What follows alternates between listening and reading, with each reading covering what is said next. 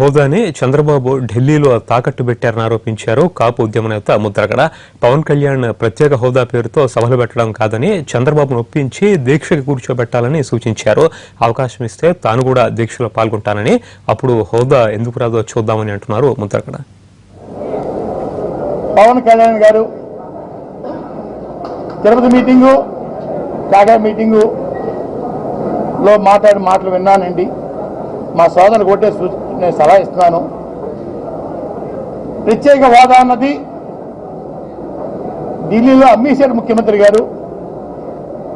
అమ్మేయటం వల్ల ఆయన మెల్లగా ఉన్నాడు. ఇక్కడ మీరు మోడీ గారిని తిట్టడం కాదు సోదరా, ఇక్కడ ఉద్యమం స్టార్ట్ చేయించండి. ముఖ్యమంత్రి గారిని వాళ్ళ కుమారుల్ని వారితో పాటు మీరు ఇతర ప్రతిపక్ష నాయకులు కూడా దేశంలో కూర్చుందాం, ముఖ్యమంత్రి గారు ఈ హోదా ఎందుకు రాదో చూద్దాం అని చెప్పి వారికి సలహా ఇచ్చి కూర్చోబెట్టే కార్యక్రమం చేయండి సోదరా. పవన్ కళ్యాణ్ గారు దానికి నేను కూడా కూర్చోమంటే కూర్చోవడం, చోటు ఇస్తే కూర్చోవడం సిద్ధంగా ఉన్నాను.